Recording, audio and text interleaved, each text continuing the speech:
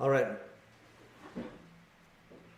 My name's Jeff Anderson. I am the founder of the law firm Jeff Anderson and Associates.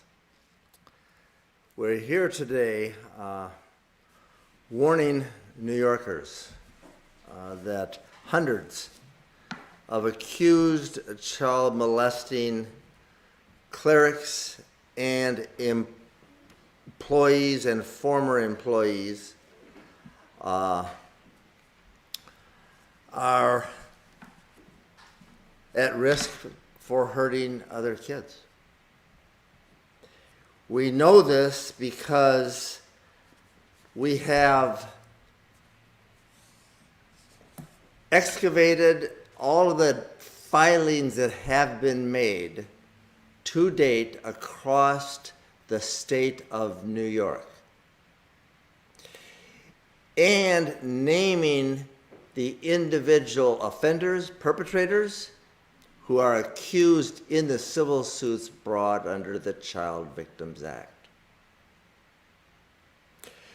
We took all that data. We have assembled all that data and organized it into a database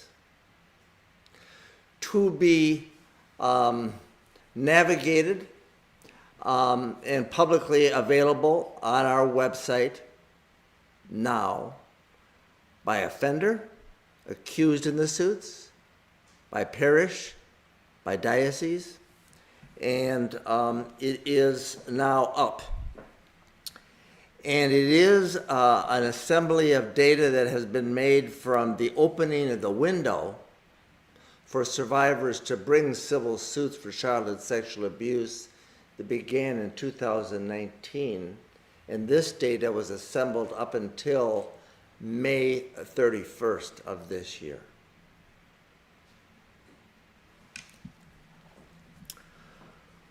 We know from this data and these civil lawsuits that have been filed, most on behalf of Jane Does and John Does, naming alleged perpetrators and accusing them of childhood sexual abuse, affiliated with the Catholic Dioceses and their affiliated institutions. We know this because brave survivors under the Child Victims Act had the courage to bring these civil suits, to share their secret, and to take action.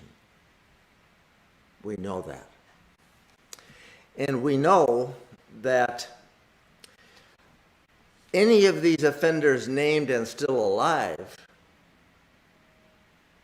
and are concerned and alarmed could be raping or abusing a child tonight. So we're here to sound the alarm and share the dashboard with the police, the public, the survivors, and any other members of the community that we know need to know and should. So I'd like to go through the data that is now posted. There is over 3,300 cases that have now been filed as of that date. Over 3,300. Over 1,700 alleged perpetrators identified in those cases. 176 alleged perpetrators publicly identified in these lawsuits for the first time. And I'm going to walk through this data. First, the precise number of lawsuits filed pertaining to the Catholic entities in the state of New York are 3,336 as of May 31st. We have filed more since, but that's the number as of May 31st. That does include against the various dioceses. The Archdiocese includes parishes, orders, and Catholic schools as well. The breakdown by diocese is that in the Archdiocese of New York, alone, there are 962 cases filed as of that date, civil suits under the Child Victims Act. In the Diocese of Albany, 295. Diocese of Brooklyn, 705. Diocese of Buffalo, 526. Diocese of Ogdensburg, 81. Diocese of Rochester, 328. Diocese of Rockville Center, 262.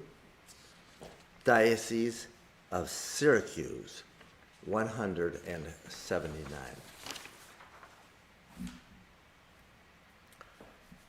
Accused perpetrators. In this data assembled and now posted, there are 1,787 perpetrators identified. 1,787. In the Archdiocese of New York, 524. Diocese of Albany, 157. Diocese of Brooklyn, 365. Diocese of Buffalo, 251. Diocese of Ogdensburg, 43. Diocese of Rochester, 128. Diocese of Rockville Center, 163. Diocese of Syracuse, 96. The number of accused perpetrators in these filings, never before having been publicly accused based on our research, is 176.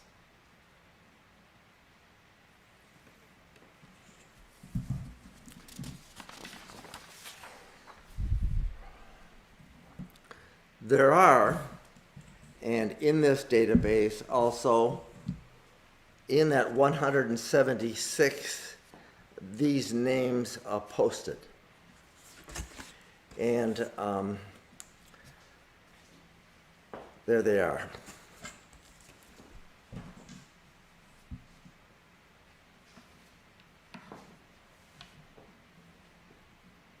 We've done this and now share this with law enforcement and the Office of the Attorney General, which we have done, and the public, and particularly the survivors, many of whom still suffer in silence, thinking they're the only ones, and not knowing that there may be other kids who had been hurt the way they were decades ago, and not believing that they will be believed or they can be.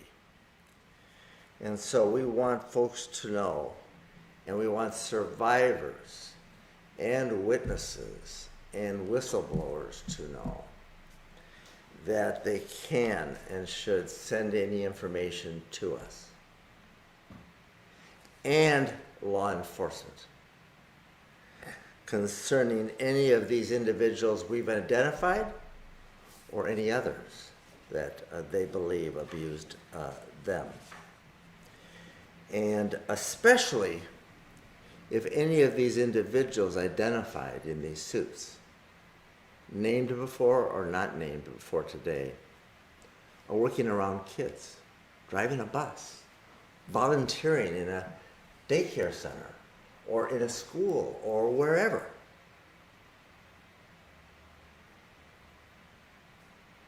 Kids need to be protected in New York.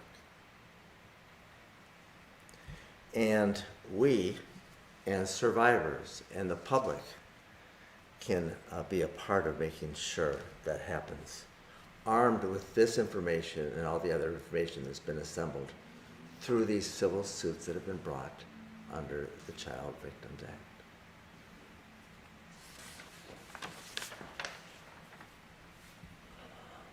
In this assembly of data, we've identified 22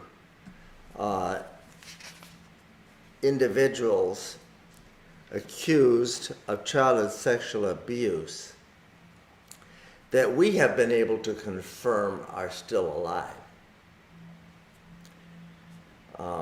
That means that of the 176, there are another 154 new names never before publicly disclosed, and how many others of the over 3,000 are still out there, and how big is that peril. And it's time for the information to be known and more of it. That's why we assembled today. And it's also a time for action and an opportunity to do what? To protect kids and know that survivors can take action. And under the Child Victims Act in New York, there's still time to do that. Not a lot, but there's time. We've also, in the database, identified the top 5 offenders who have the largest number of suits. And we did so just to highlight the serial nature of childhood sexual abuse is well known. But in this case, this just highlights the top 5 in terms of sheer numbers of suits filed against them. Rudy Tremaroli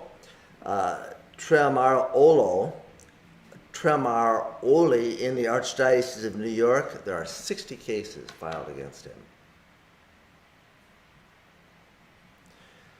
Francis Vogt, VOGT, in the Diocese of Rochester, 53 cases filed.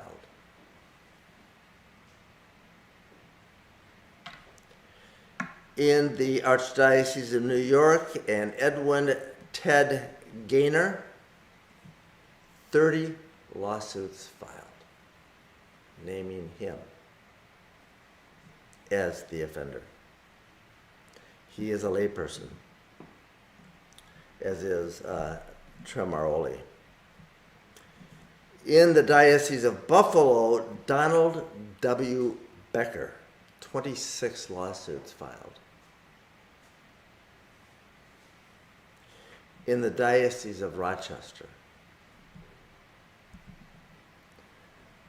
26 lawsuits and claims filed against Robert O'Neill, a name known to us that we first sued on behalf of some courageous survivors decades ago that were thrown out on the statute of limitations.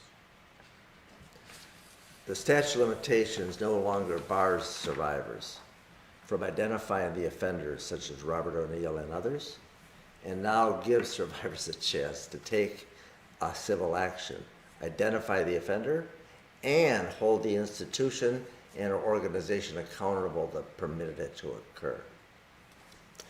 In the Diocese of Albany, there are now also 8 lawsuits that have been filed against Howard Hubbard, the bishop of the Diocese of Albany for over 3 decades.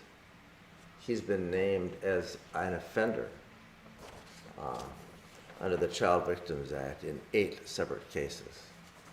We also know that he employed dangerously reckless practices while the bishop of the Diocese of Albany, and more will be revealed about that when there is time to do so.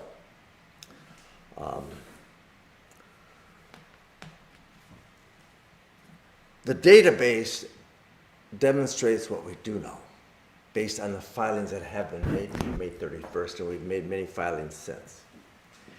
And in releasing some of this data, we noticed that in it there was a Robert Caldera in the Archdiocese of New York who was identified and sued twice And our research showed that he was publicly published on a website as the director of the CYO, the Catholic Youth Organization for Queens and Brooklyn. And we made that public.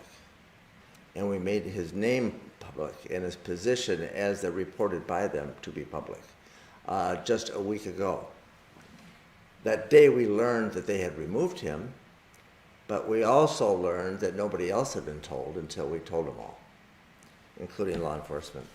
So I'm sure that that is a painful example of what needs to be done and the opportunity given all of us to do something more, to take action, to protect kids, and to allow survivors a chance to have a voice.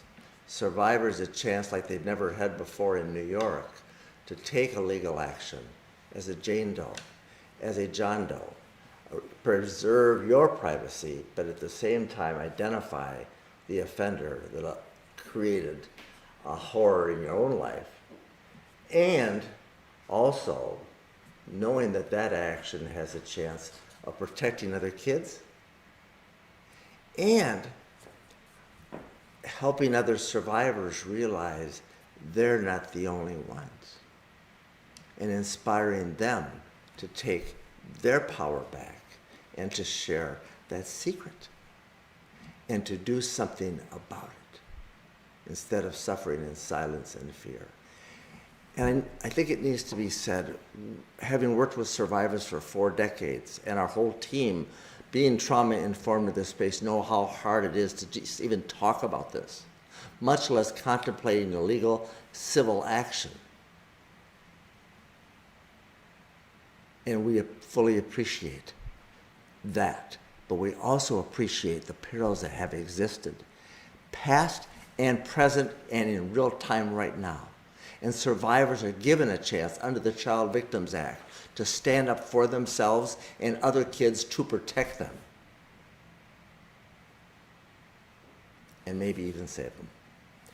And so the Child Victims Act and that opportunity, that window of opportunity, expires August 13th. So this is a call to action to all the survivors, their families, witnesses, whistleblowers, the police, and the communities to know.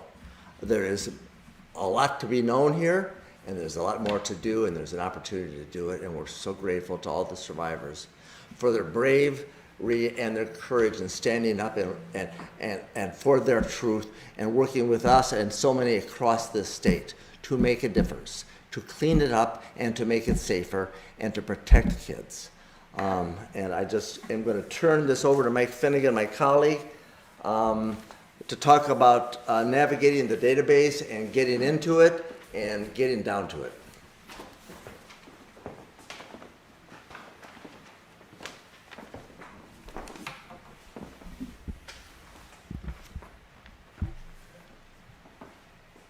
My name is Mike Finnegan, one of the attorneys and advocates with Jeff Anderson Associates. And for the last number of months, we have been putting together this data about the accused perpetrators in the state of New York. And before I get to some of the features of the database, it's important to note that the individuals, the over 1,700 people that are identified in here as molesting children, that they have been accused. They have not been convicted in a criminal court, largely because of the statute of limitations, the criminal statute of limitations, and they should be considered accused child molesters. And so to get to this database, you go to our website first, and that's andersonadvocates.com. Once you get on the home page, there's a drop down that says resources by state.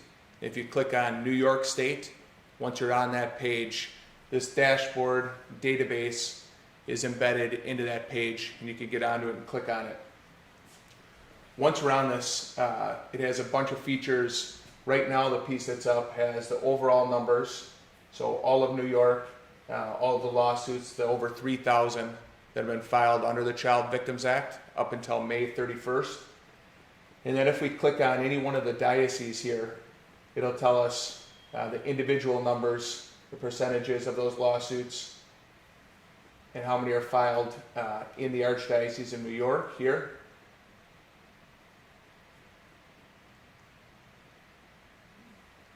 And then we can also go to the perpetrators bar up here. Once we're on this page in this database, we have the ability to filter by diocese or archdiocese.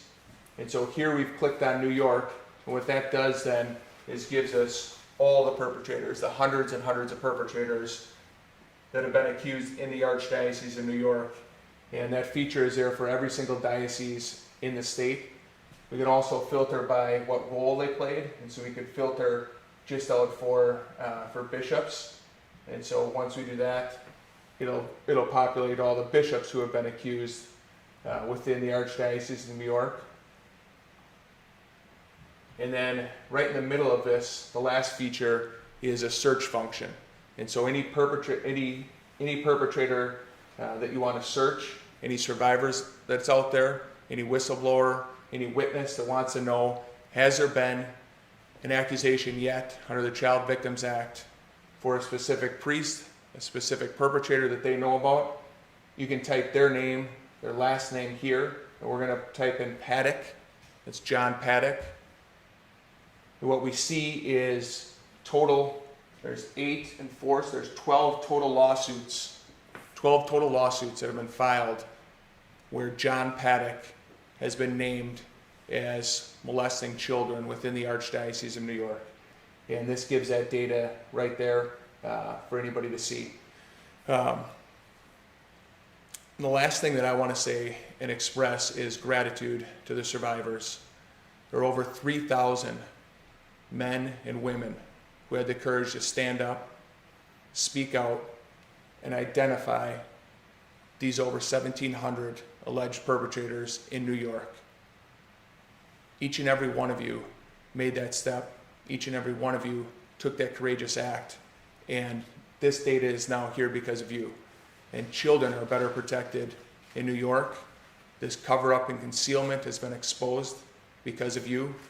Anybody else that's out there that's thinking about it, the large majority of survivors that have come forward have filed using John Doe or Jane Doe designations in their lawsuits. That means that their names are private. They were able to do it confidentially, so they keep their anonymity. But they are still part of this movement to make sure that kids are better protected in New York and that it's a safer community for everybody. Thank you to all the survivors who have come forward.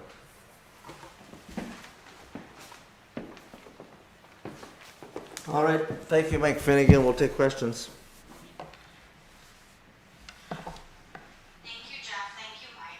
So now we're going to get to the Q&A portion of the conference. So please feel free to drop any questions you have into the chat box if you're on Zoom.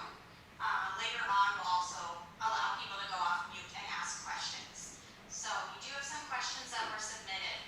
The first one, Jeff, is it effective to release names and institutions and helping other victims or survivors come forward because they suffered under the same perpetrator or the same institution? Well, the answer is it's really effective when survivors can see for the first time that an individual offender has been exposed as an offender when they have believed they're the only ones, or an individual institution or a school has been exposed as employing a practice that protects offenders. So what we have learned, and what I've learned after working in this space with survivors for 40 years, is every time we name an offender or an institution that refused to protect the kids and allowed an offender to violate kids, other kids and or adults, come forward who were abused in the 40s, 50s, 60s, 70s, 80s, 90s, and the present, right now. And then we report to police, and then we have a chance to remove them from access to kids. So is it effective? It's imperative. Thank Yeah, I you, feel Jeff. strong about that. Thanks, Jeff. Our next question is, what are the statuses of the cases that the firm has filed under the New York Child Victims Act? Have many of those cases been The cases that we have filed, and under the Child Victims Act as of the end of May, number now over 1,000 across the state. And they're all in various stages of what we call discovery, and that is learning information. Some cases have settled, and more cases will, but all the cases are moving forward at various paces. And there are many more cases to be filed by us and others within the short time left in which to do that, and before August 13th. After that, the statute is done, and the deadline and the opportunity given in this window is closed. Thank you, Jeff. So our next question is, other than the Catholic Church, what other types of defendants have we named in cases that we have filed under the New York Child Victims Act? There are a number of other defendants and institutions, from schools to child care institutions, and public entities, doctors, and hospitals. Our investigation and a lot of the work that we've done has focused on the Catholic Church Diocese and the hierarchy and the practices they've employed, because we're so familiar with them, having worked with so many survivors in New York for the last 3.5 decades and across this country. Really equips us to put a lot of focus and create this database on the Catholic Church hierarchy, their practices, and them having given safe harbor to offenders, past and present. Thank you, Jeff.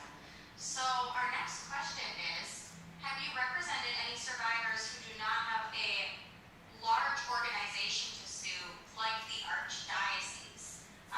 This person says they've heard from multiple survivors that sometimes attorneys will not take their cases if the abuser does not have sufficient funds or sufficient access to assets. That's a powerful question, and the answer is yes, we sue individual offenders, but we also have to make sure that when we do, we make sure we protect the survivor against further harm, and also want to assure that the legal process itself is not going to do any further harm, and there can be a sense of empowerment, a sense of recovery of power, and that energy that gets invested in it by the survivor and the work that gets done to that end does two things: protects the public, identifies the offender and the peril that exists, and no further harm is done to the survivor.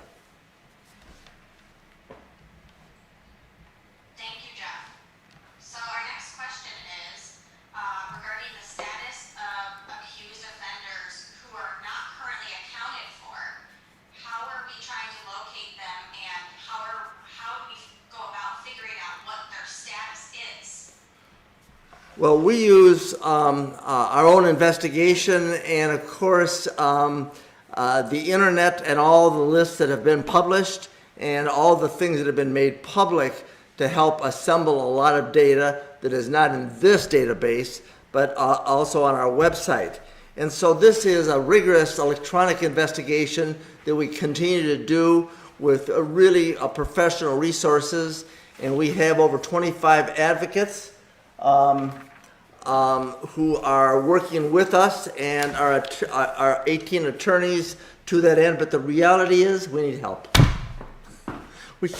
We're doing what we can and all that we can, but we need help from the survivors, from the witnesses, the whistleblowers, and we need people to know what we not just know, but what they know, and to call us and to call law enforcement, because we need help and the time is short to help survivors. And do what? Expose the perils that exist. And help those know that have been hurt, that thinking they're alone, can come forward and they're not alone.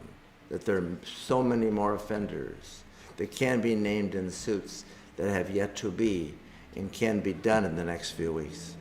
Yeah, we need help.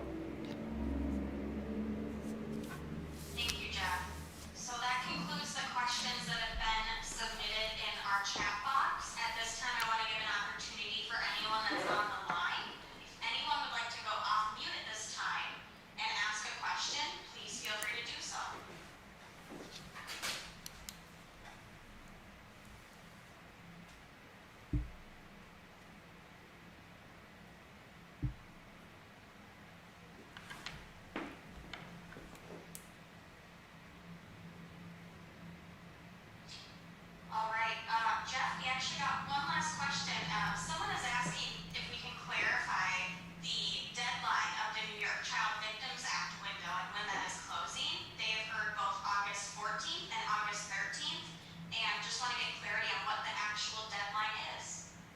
We believe the deadline is August 13th. I think August 14th falls on a Saturday. And to be safe, we calculated to be August 13th. And that's it.